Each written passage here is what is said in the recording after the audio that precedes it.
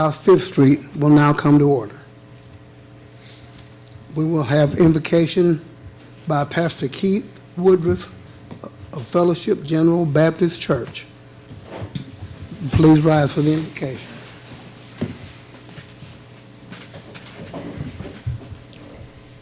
Let us pray.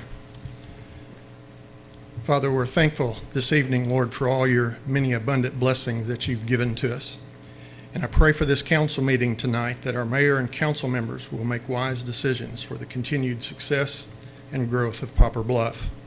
I pray that you will guide every decision that will be made with the best interests of the citizens of this city in mind. And I pray for the blessings on all who serve so tirelessly for the betterment of Poplar Bluff, from the personnel who work in City Hall to our police and fire departments, utility workers, and all of their families. And I pray that your spirit of peace will prevail in this meeting this evening, in everything that's said and done. For it's in the name of Jesus I pray. Amen. Amen. And please remain standing for the Pledge of Allegiance. Is Ralph not here? Okay. I pledge allegiance to the flag of the United States of America and to the republic for which it stands, one nation, under God, indivisible, with liberty and justice for all.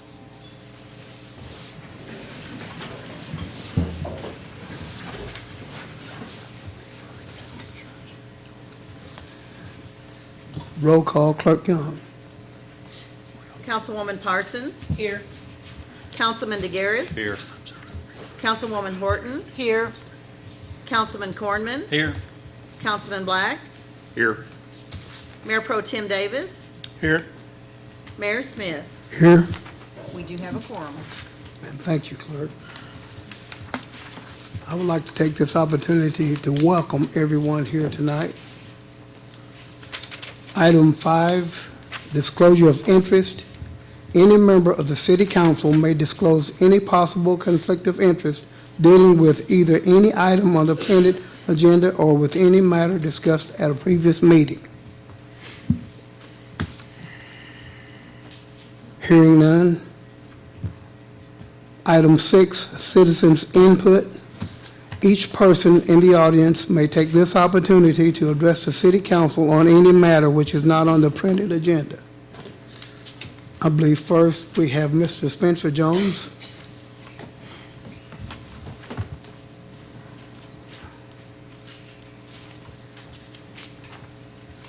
Thank you, friends, for the opportunity to share with you all. I was absent last time. I was in the city of Boston and couldn't get back here, so certainly missed the meeting and you. However, after leaving there, I went to 2 cities in Florida. One was Bartow, Florida, and one was Plant City, Florida. Both cities are known for its birthplace of the Ku Klux Klan.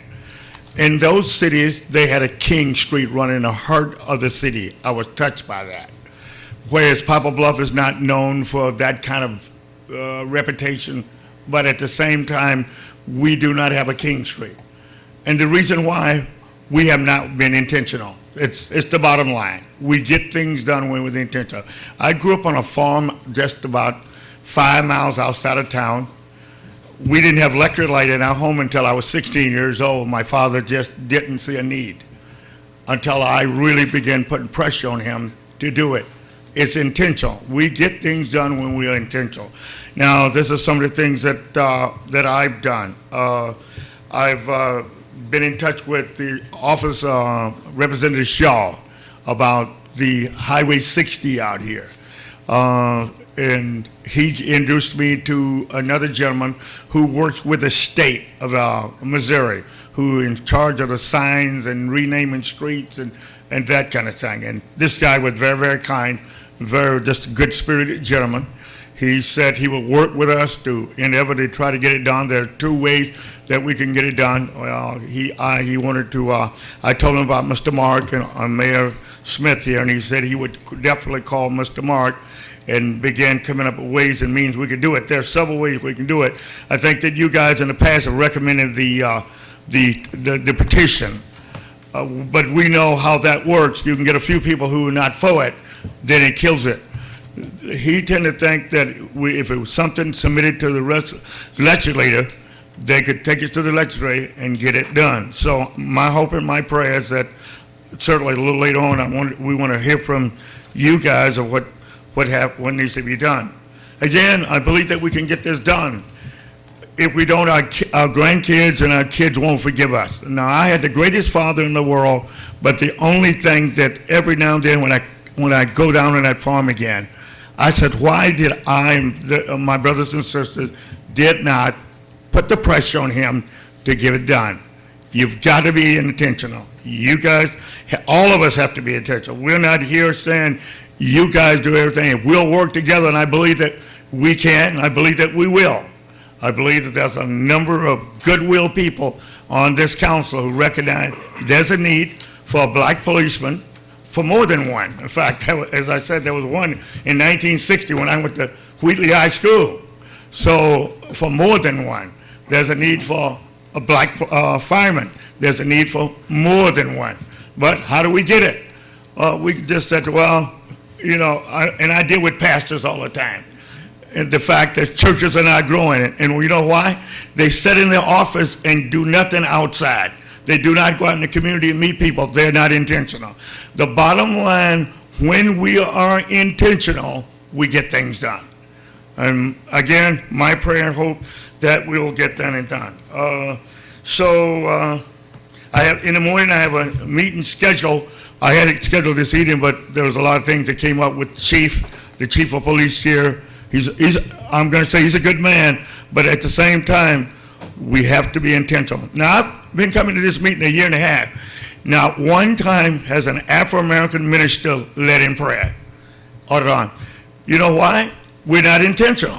See, it goes back to the bottom line. We have to be intentional. I know when I raise issues like that, it ruffles people's feathers, but at the same time, we have to deal with the truth. We have to pick up the ball, and we have to run with it.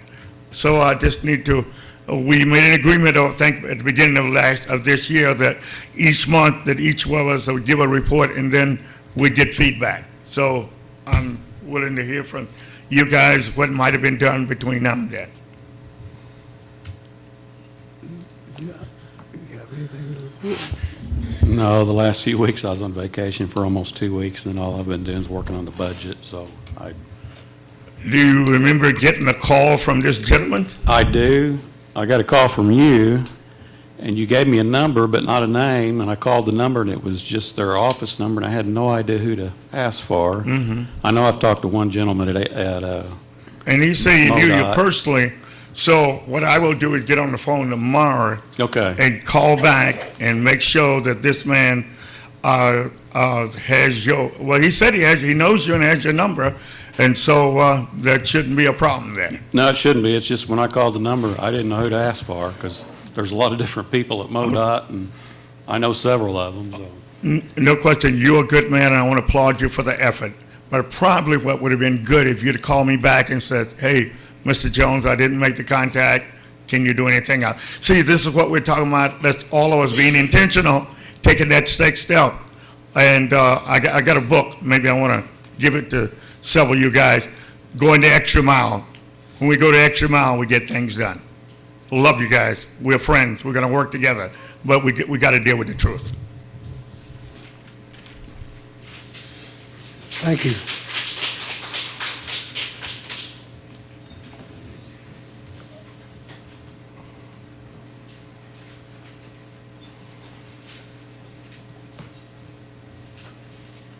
Thank you, Mr. Crispin.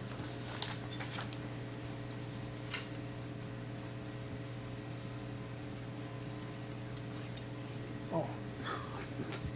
I'm sorry, Mr. Crispin. You are next. Oh, thank you. Short agenda tonight. Jim Crispin, 464 North Main. And just right now, a couple of quick questions. Mark, you just mentioned the budget. When are we going to see it? And the second part of the question, can it be put online so we can really see it before the hearing on it? Well, the council hasn't seen it yet, so it probably won't even be handed to the council till we're going to discuss it next Tuesday night at 7. We're having a special Can it meeting. be put online before then? it probably won't even be completed till right before the meeting, because it's not a pretty budget, I'll say that. Sure would be nice to be able to share it with everybody rather than a handful, to give us a chance to comment on it. Thank you. Thank you.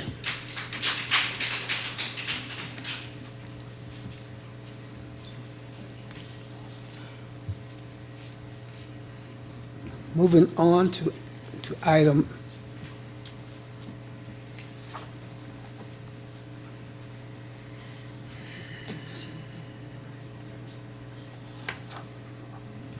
Item 7,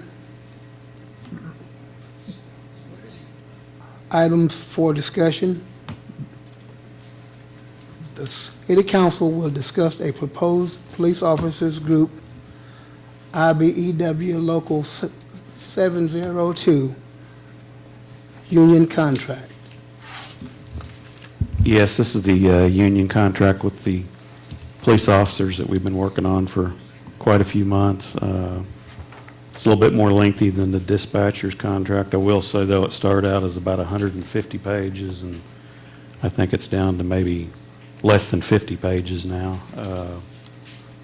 I know y'all just received the final copy right before the holidays, so it's not on the voting session tonight. I was just hoping it'd get passed to the voting session at the next meeting.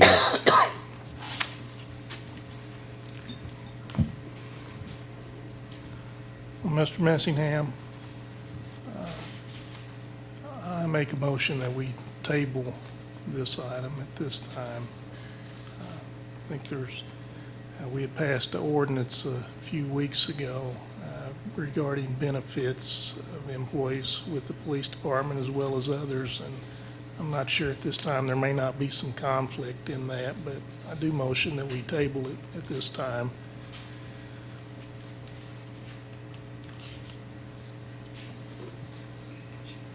Second. Clarification, Councilman, is that motion to table it to a day certain or just table it generally?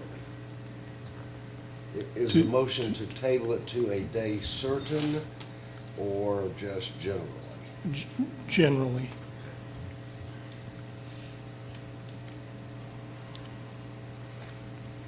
And we had a second.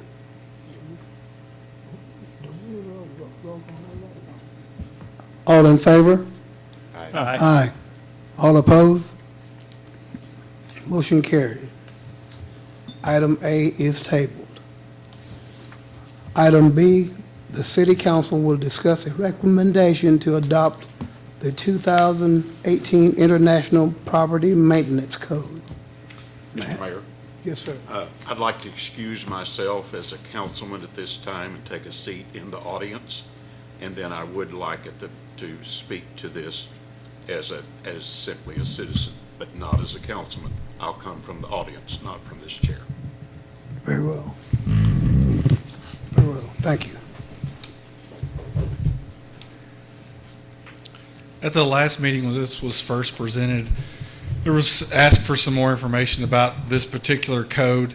I provided you with your to Nevada to be sent out with your council packets, just kind of an itemized summary of the different sections of this code. Should be 8 or 9 pages of it that were included in your packet. And I think she may have given you more copies of it tonight.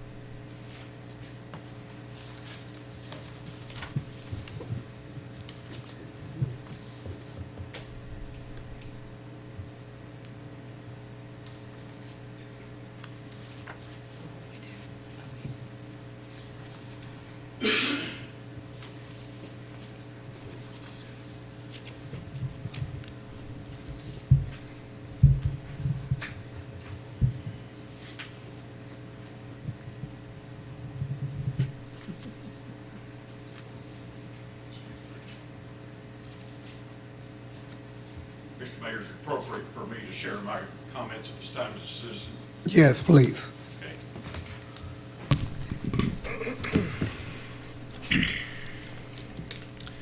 My understanding is that these codes are for owner-occupied and rentals. So it's for anybody that owns property within the city.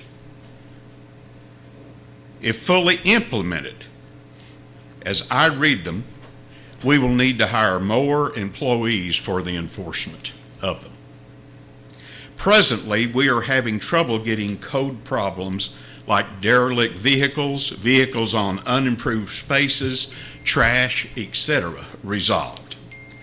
Some problems I can take you tonight and show you that we have reported, I personally have reported for months, and they have not resolved.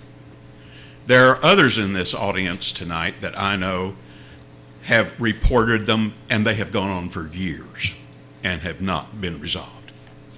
So our present system is not working satisfactorily. Our enforcement for code violations through the court is not providing what we need. These codes tonight raise the bar, no doubt. Many of them are desirable, and many, if not most, will improve our community.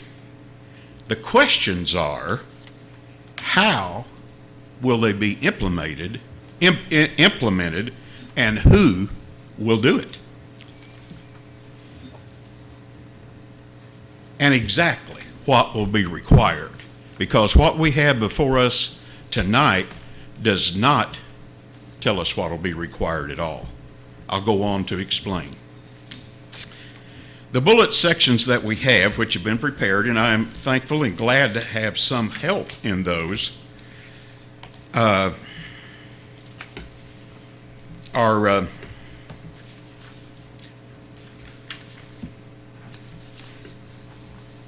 I'm kind of like the preacher, got his notes all messed up, you know. In the sections, though, they are broken into sections. One of those sections is, for instance, insect screens are required from April 15th through 2015. All over town, there are homes that do not have screens. How are we going to affect that? I do know that at times landlords can put, on the landlord side of things, landlords can put them in the windows, and within 10 to 7 days, some of them are pushed out. Whose responsibility is it then? We don't know. Interior structures. Interior shall be maintained in good repair and structurally sound in a sanitary manner. Interior surfaces shall be maintained in good, clean, and sanitary conditions.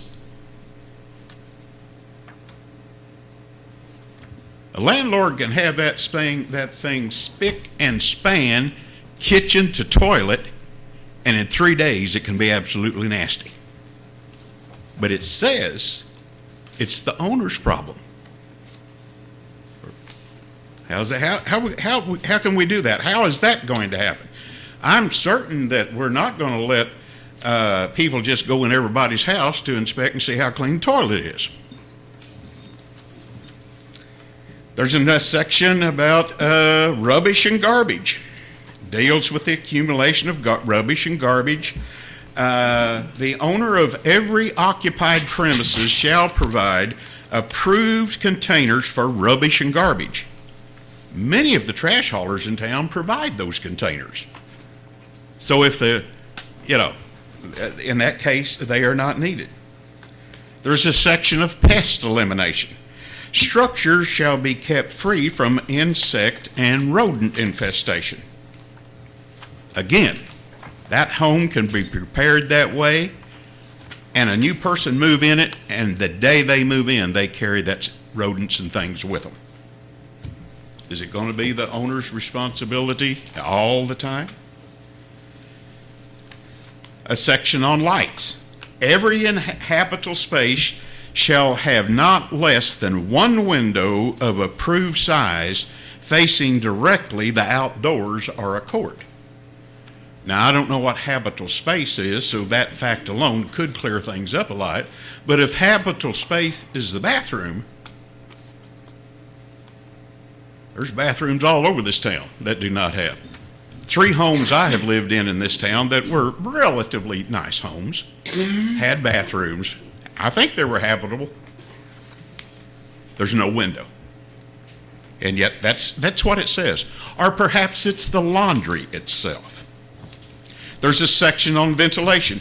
Every habitable space shall have not less than one openable window. Bath, laundry. What about basement rooms? There's a section on occupancy limits. Every living room shall contain not less than 120 square feet. There are hundreds of houses in this town that have living rooms that are that small. Every bedroom shall contain not less than 70 square feet. A lot of homes in this town, not that way. Every bedroom occupied by more than one person shall have not more than 50 square feet for each occupant. A 10 by 10 room would be required. I tell you, I have 2 rooms in my house that are bedrooms, and that's exactly what they are, so I'm barely under the wire. And I'm not sure if you measured the molding, I would be.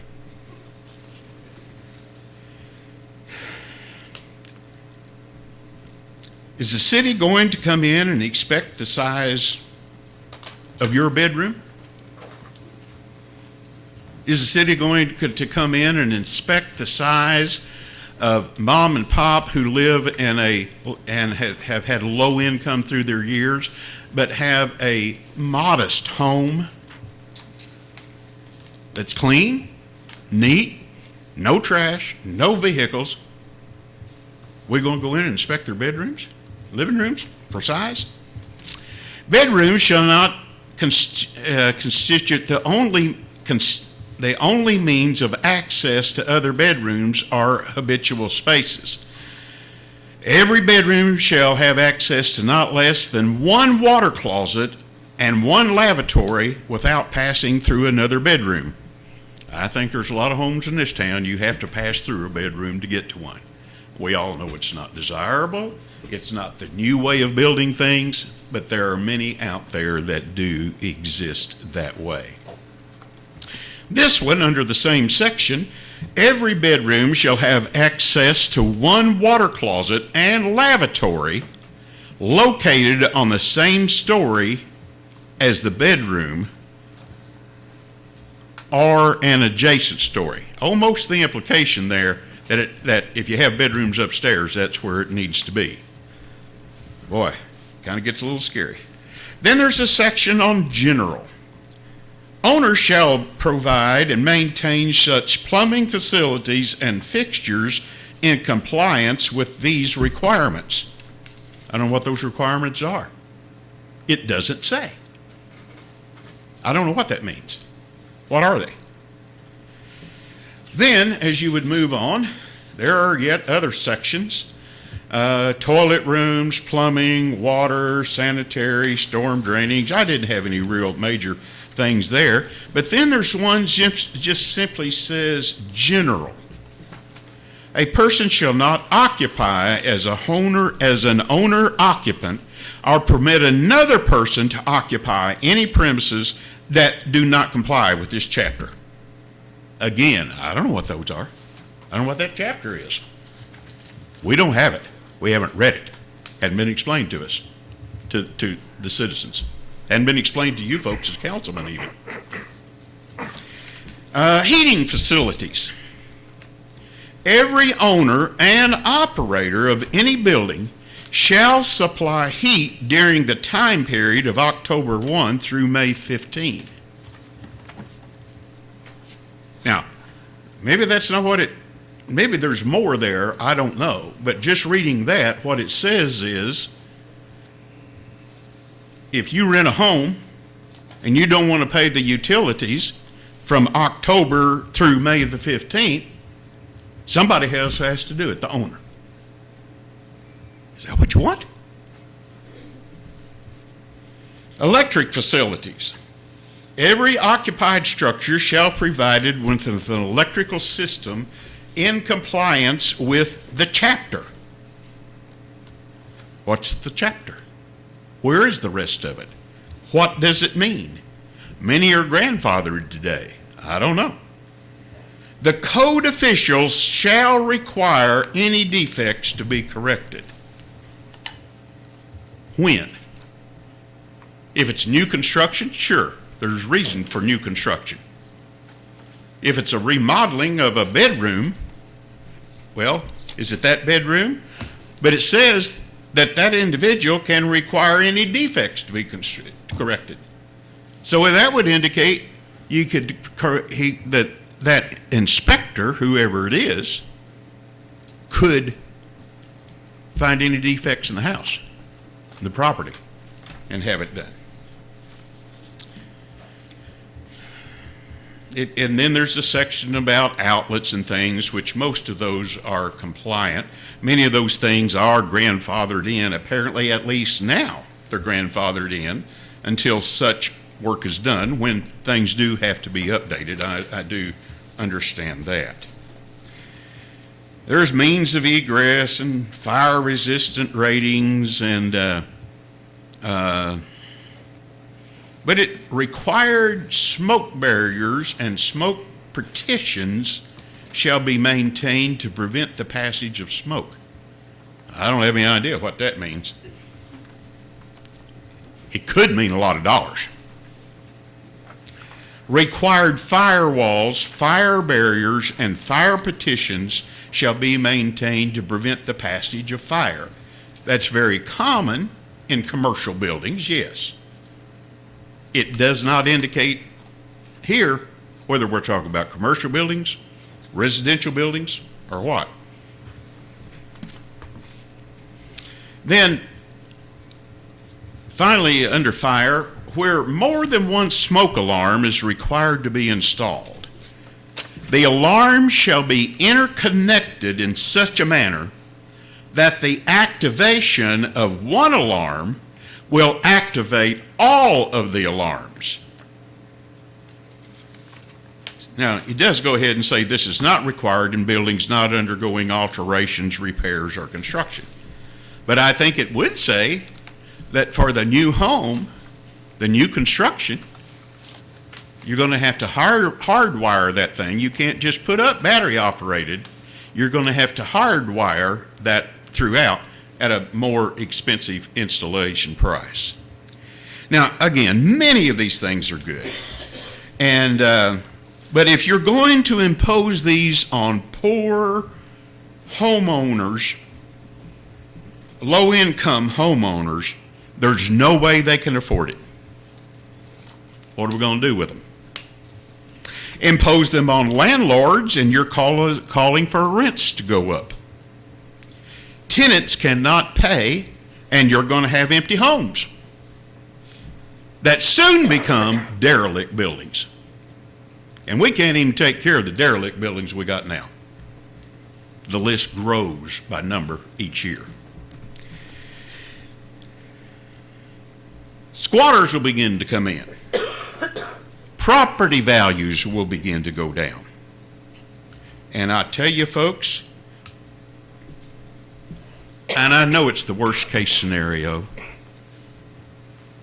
but if it leads to having property inspected on a regular basis, or when there's a change of occupants, or on mom and pop in the little 4-room house, I don't think it's what we need. And I think if you push it to its limits, the worst case scenario, folks, it sets us up to be headed towards the Detroit of the South.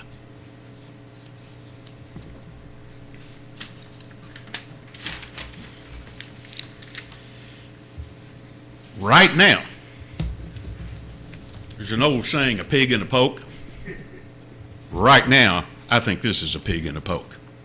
because we don't know what it is. And I would encourage you as a council to fully understand what it means, what it doesn't mean, and how you're going to fund it to get it done.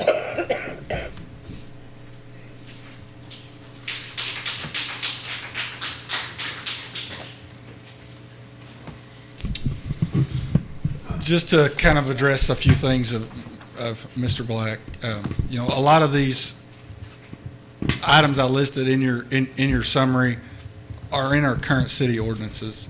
And he's right. At the current moment, we don't have the manpower to police these as presented. You know, I think these are international codes. These are not codes that I wrote or that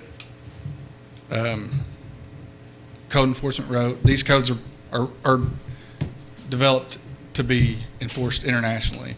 If you look at cities that are our size and smaller, if you look at Cape, if you look at Sykeston, Farmington, Fredericktown, Kennett, you know, this code is in place in those cities. You know, I appreciate Mr. Black and his comments, and you know, I guess, you know, my purpose for presenting this to you as a council was that, you know, do we continue to let homes fall into disrepair and to become derelict, or do we put some steps and some processes in place to help, at minimum, maintain our housing stock, or at best case scenario, improve our housing stock? You know, this is a first step, and this is a first step in what I would like to see us to get to a rental inspection program. Again, that's not something that you know, I've set in my office and dreamed up. I mean, this is a process that is done statewide to maintain and regulate housing qualities in towns that are our size and smaller. You know, Councilman Black is correct that we have a large number of derelict properties, and this is one process I would like to see put in place to help slow that tide of derelict properties down. What I provided you was a very brief summary, was me going through and kicking off the highlight of each section of each item. You know, they do go into a lot more explanation than what's given. You know, with my budget, I ordered one book. It's at City Hall all the time. Anybody that wants to stop by and read it is more than welcome to stop by and read it. They're available online. I think it's 70 or 80 bucks. I forget. We ordered several of them at one time. Several different. You know, the next item on your agenda is the plumbing book. We ordered the new plumbing book. We ordered a new building code book. All the other ordinance or codes that you updated a couple weeks ago. So I ordered a bunch of them at one time, so I don't remember the exact cost. But you are more than welcome to come by and read this. You are more than welcome to come by and ask me any specific questions you might have, concerns you might have about any of those items. You know, I think with the issues that Councilman Black brought up this evening, that, you know, my recommendation as the planner and the one that brought this to you in the beginning would be for you to table this and do some more research. I think that's your duties as council and your responsibility, and is my job is to provide you more information to help you make a decision. So, you know, tonight my recommendation to you as the planner, as the one that presented this, would be for you to table it and to get more information, to get more questions answered, to get to a point where you're either comfortable with approving it or you're comfortable with not approving it. So, thanks. Thank you, Mr. Winters. May I make one remark? Yes, I have a gentleman behind you, though. Mine will be brief.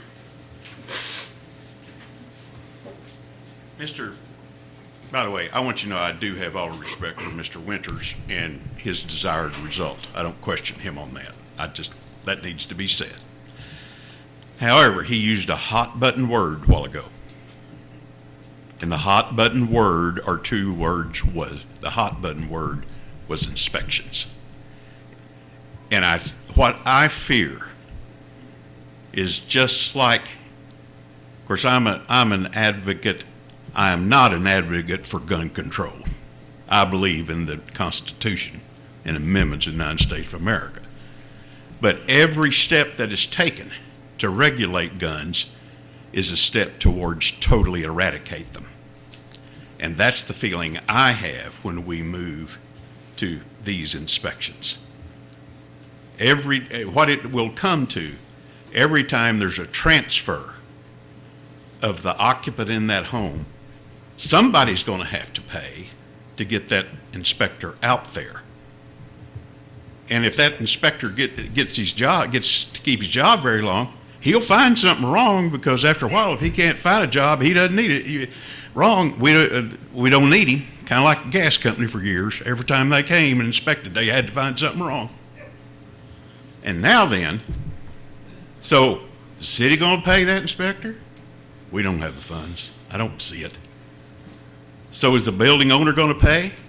Then is he going to pay again for him to come back and prove it after he's paid to fix it? This has some issues.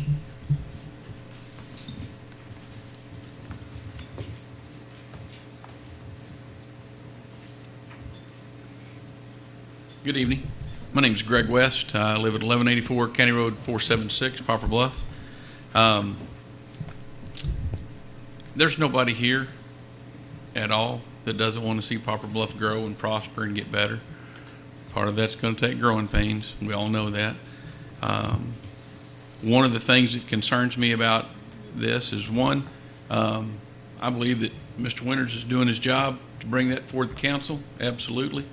That's the current state of, I guess, the best there is to do it. We have a lot of ordinances that are already in place. The part that concerns me is a lot of the ordinances we've already got in place are either overlooked, or, I know that this is not a popular way, but selectively enforced. And what concerns me is if we were to pass this, we could have unintended consequences. Part of the unintended consequences, like Mr. Black talked about, was some of the folks that have been, citizens of our city for many years in the same home, that how is this going to affect them? And I guess the long and short of my request is to look at it, for you to educate yourselves on it. I don't know the laws, but I know that streaming videos on Netflix is legal, and I know you can read that book online. I don't know about printing it, but I know you can read it, and there's a lot there if you want to educate yourself on it. But it concerns me, the unintended consequences, how we're going to keep up with it, and how you're going to deal with things that it may specify, but really won't apply to some places in Poplar Bluff. I mean, it's like anything else, it's going to be a little tougher to deal with. So I just share one thought with you. A few years ago, the state legislature passed a law that said a vehicle only has to be, and I want you to hear this, 10 years old. It used to be 20 years old, but only had to be 10 years old before that 10-year-old vehicle could go to the junkyard. The junkyard could buy it and destroy it without having to have proof of ownership or title. Well, the unintended consequence was there was places in the big cities all around St. Louis, there were less than scrupulous tow truck drivers. That one baby's over 10 years old. Well, believe it or not, folks, I was a victim of that. I had a 2000 model 3/4 ton Ford truck. The last time I saw it was 3 a.m. in the morning on my cameras going across my parking lot. It was never seen from again. So unintended consequences can be expensive for everybody. Thank you for your time.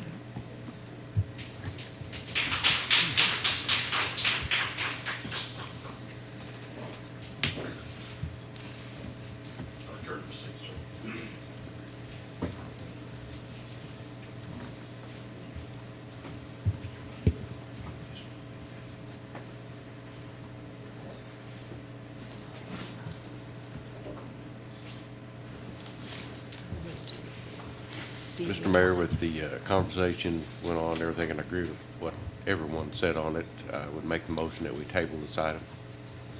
Second. Do we need a specific date on that, or just indefinite? General? Research. Okay, we have a motion and a second. All in favor? Aye. All opposed? Motion carried. Item B is tabled.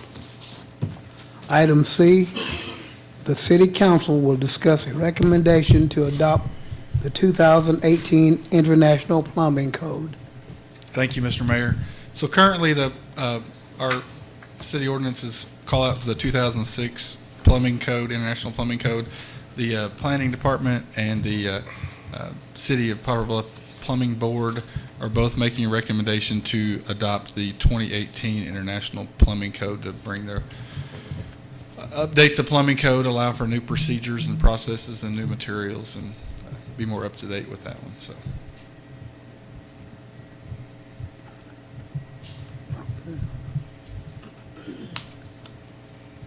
Do we Make a have motion to move this to the voting session December 10th. Second. Okay. All in favor? Aye. All opposed? Motion carried.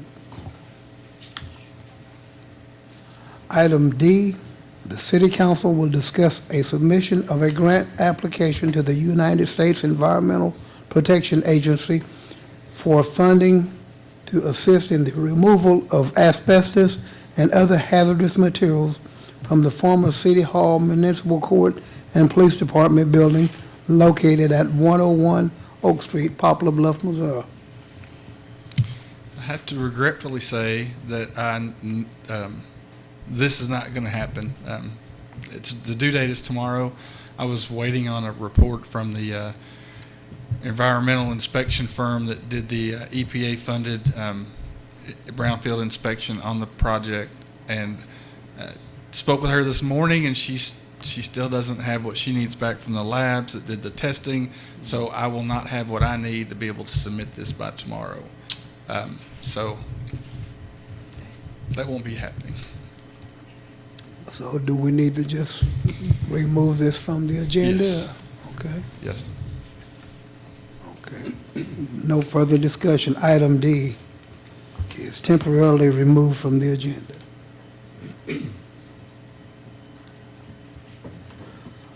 Item E, the city council will discuss a petition of annexation of Shelby Road right-of-way from the south side of existing PP right-of-way down to west side of existing Business 67 right-of-way on Westwood. City manager to present this. Yes, Mr. Mayor, members of the council. Ironically, Mr. Christman brought this up at the last meeting. Mr. Winters and I have been working on it several weeks. There's a possible development in that area, and we were talking about some annexation and realized it needed to be brought into the city limits. And like you said, it goes from PP Highway down to the intersection at 53 and South 67. That would be the entire road and the right-of-way.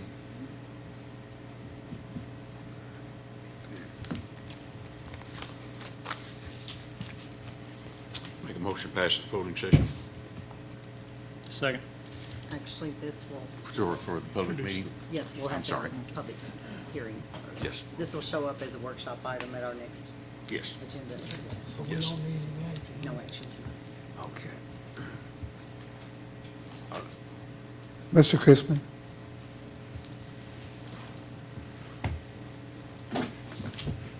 Jim Crispin, 464 North Main. Again, the question that I want to ask here, are we creating a hole within the city where the city completely surrounds a piece of property? And I think it's time that this city council face the annexation problem and quit doing piecemeal annexation and get some planning behind this process. I'd like to see the whole, everything that goes from the city limits out there also annexed. Thank you. Thank you.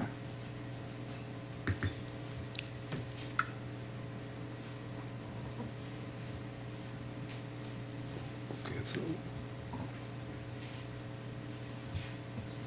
So this will be placed on It'll be on the agenda at our next meeting. Poplar, on December 30th, we'll bring that back. Okay. Item E will be brought back for a public hearing.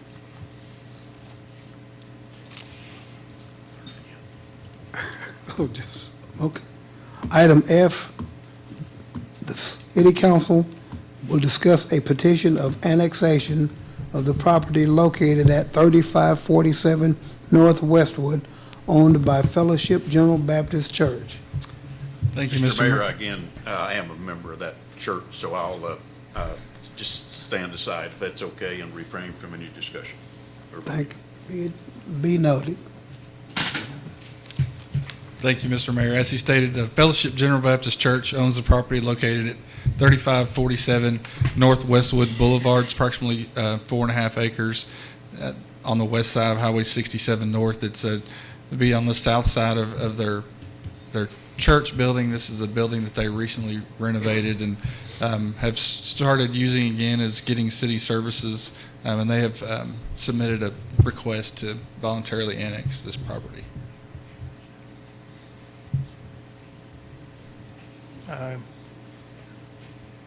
Motion that be moved to the workshop on the 10th, December 10th. Any further discussion? All in favor? Aye. Aye. All opposed? Motion carried.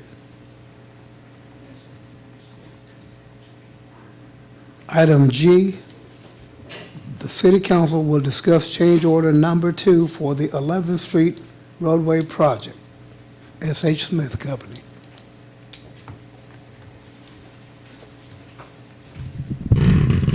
Billy Cobb with Smith Company at 901 Vine Street, Poplar Bluff. This is for the roadway project that connects from 11th Street into the Empire. The project's done now, and we're doing the final paperwork to close it out. And there was a little bit more earthwork. It was bid as a unit price, and there was a little bit more earthwork, but then we had some underrun on some curb. Basically, the net, this is just to square everything up with the contractor, and the net change order is for $1,912.88. And it is funded by CDBG Economic Development, and just looking for review and approval of this, and I'm here for any other questions. Make a motion to pass the voting session on December 10th. Second. Any further discussion? All in favor? Aye. Aye. All opposed? Motion carried.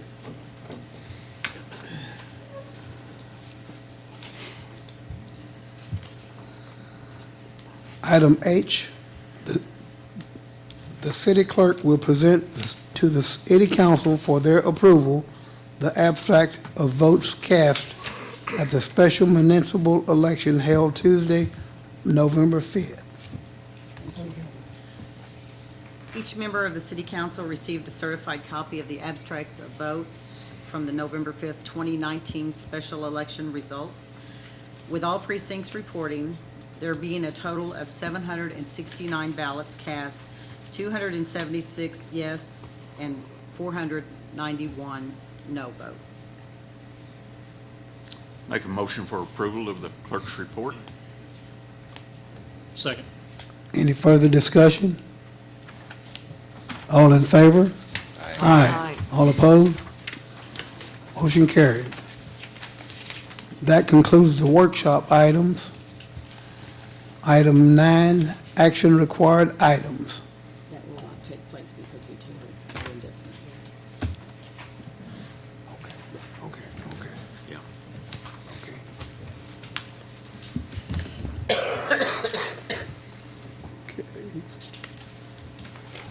Mr. Mayor, Yes, sir. you may want to just announce for the record that item AA was the proposed resolution authorizing the grant application, and that was on as a workshop item earlier, and Mr. Winters indicated that we would not be able to file that application. Therefore, the resolution under 9AA is not necessary.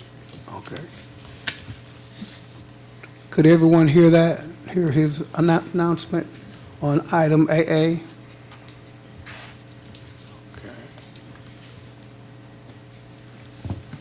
Thank you. Item BB, the City Council of the City of Poplar Bluff will meet in a closed meeting in which they will discuss such matters which are exempted under the Open Meetings Law in Section 610.21.1, .2, .3, .9, .11, .12, .13, and .14 Revised Statute of Missouri, following the city manager's report. Do we have a motion? So moved. Second. Any discussion? Roll call vote, please. Councilwoman Parson, Yes. Councilman DeGaris. Yes. Councilwoman Horton, Yes. Councilman Cornman, Yes. Councilman Black, Yes. Mayor Pro Tem Davis, Yes. Mayor Smith. Yes. Mr. Massingham. I just wanted to talk about the, since we discussed the use tax a few minutes ago, explain to the public kind of what happens. We put together a really, I thought, good brochure or flyer explaining all about the use tax and how it works, and we planned on mailing it to all the voters that voted in the Highway 67 tax back in August, approximately 600 people.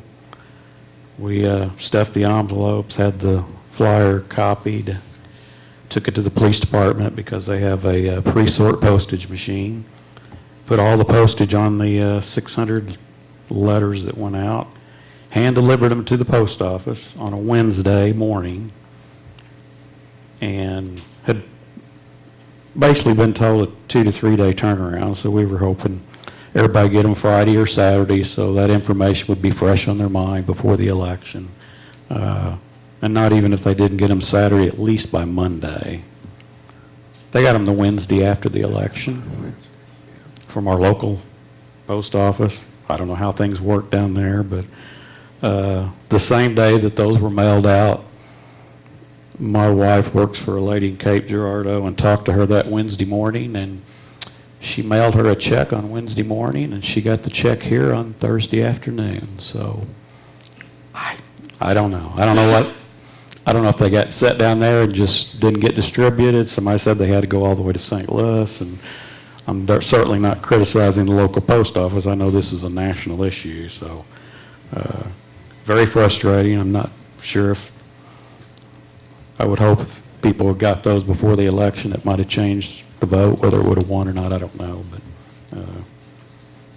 and you know, just to kind of tell you how internet sales impact local merchants, local sales tax. I read this morning, this past Black Friday, just a few days ago. There were, and this is on Black Friday, the day that people are supposed to be going to their brick and mortar stores and buying Christmas gifts.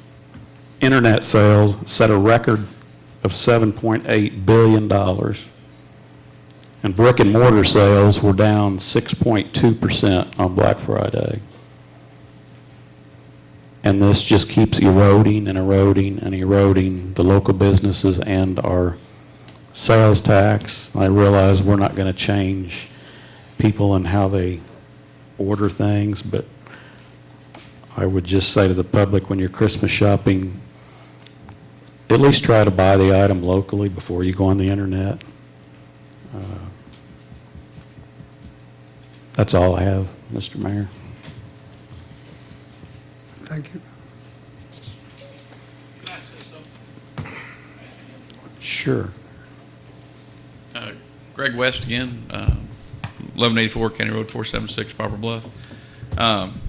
Mr. Mansingham, I appreciate you mentioning that, because I really don't think that our public understands and realizes how local sales tax has already been impugned by some of the developments we've had that went on, and how it's going to cripple not our city only, but every city out there. And, I like to think that I don't want to come and complain about a problem without at least having a solution or a potential solution. And I guess my question to that, because I don't have a solution to it, other than how soon can we continue the education of our citizens about the sales tax, how it affects our city, because it's so detrimental to us, and how soon could we bring it to a vote again to the public? Well, the next election will be the April election, which would be city council and school board and TRC board. And I'm not on Facebook anymore just because there's so many negative things, but I saw several comments on there that was just total misinformation about the use tax. And, what bothers me is people read Facebook and other social media, and they take everything that's printed on there as the gospel. It's the truth. There was an article in the DAR just a couple of weeks ago about, the local newspaper and factual information compared to internet information. And, you can't combat that. I know there's been a term thrown around as those people are called keyboard warriors. What? Keyboard warriors. Oh. They get on there and they type whatever they want. And I don't know. Well, when I was on school board years ago, one of the things we learned is that you can't win an argument with a guy that buys his ink by the barrel. And these people don't even have to buy ink. It's free. You got electrons. And I don't know. I think, I know that it's an incredibly important issue, not just to our city, but to every city in the United States. And don't get me wrong, everybody wants a bargain, me as well as anyone else. But this is detrimental to our city. It is. And, Sykeston was able to pass it at the last election. Minor, it failed. Cape Girardeau, City of Cape can't pass it. City of Columbia, they can't pass it. It's a complicated issue, and people don't understand it. But it comes down to leveling the playing field for the local merchants. Well, not only that, people want services, they're not going to get them if the city has nothing to work with. And, I've said time and time again, it's the local businesses that sponsor ball teams. I think if you go to any of the baseball teams or basketball games, you won't ever see an Amazon T-shirt out there. It's Mills Iron and Supply or PAX or somebody like that that's sponsoring that ball team. So. We appreciate that. Thank you. While we're on that subject, I have been disappointed at times with some of our employees who could have helped us, and in some departments refuse to even sign a letter or something to endorse it when they are the benefactors of it. Yes, they are. Direct benefactors of it. That is the line that they get their salaries and things from. And so it was almost like cut my nose off to spite my face, as my mama used to say. And there were other departments, such as our police department, that did endorse it. They understood that it was good for the city, and really it was good for them. And that some of that has been a disappointment to me. Our employees working hard, I believe, their votes and their strong influence could have made a difference, and it would have benefited them. I totally agree with you. And some employees did. So yes, they did. Please, I don't want anybody to think it's a generalization statement. Our sales tax growth over the last 5 years has averaged about 2 to 2.5%, which, in my opinion, doesn't keep up with inflation. We have the 8 points area with the TIF that we have to give half the sales tax back. If you subtract that out, what we're giving back each year, we're really down to sales tax levels as they were in 2014. I still say 8 points is bringing people to town. I still say 8 points is keeping people in Poplar Bluff. because of Academy and Menards, but I don't know how much they've taken away from other businesses that were already here. It's hard to figure. I mean, there's no scientific method to do that I know of. Anything further? Motion adjourned. Do we have a second? Second. All in favor? Aye. All opposed? We'll take about a 5-minute break and reconvene. Thank you.